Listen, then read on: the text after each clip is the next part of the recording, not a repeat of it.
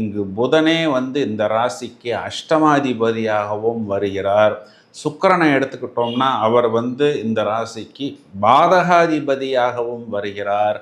ராசியாதிபதி சனி அவரே விரயஸ்தானத்துக்கும் அதிபதியாக வருகிறார். இப்போ இதுலேருந்து நமக்கு என்ன தெரிய வருது அப்படின்னா, கும்பத்துக்கு, அதாவது கும்ப லக்னத்துக்கோ கும்ப ராசிக்கோ ஒரு நல்லது செய்யறதுக்கு அப்படின்னு யாருமே இல்லை. எல்லாருக்கும் எல்லா நேரத்திலும் இவர்கள் தான் நல்லது செய்ய வேண்டும். இதுல ஒரு பெரிய ஸ்பெஷல் என்ன அப்படின்னு பார்த்தோம்னா, 11ஆம் இடம்ங்கிறது லாபஸ்தானம் மட்டுமல்ல, நினைத்த காரியங்களில் வெற்றி. இந்த கும்பராசிக்குள் ராகுவுடைய முழு நட்சத்திரம் சதய நட்சத்திரம் இதில் இருக்கிறது.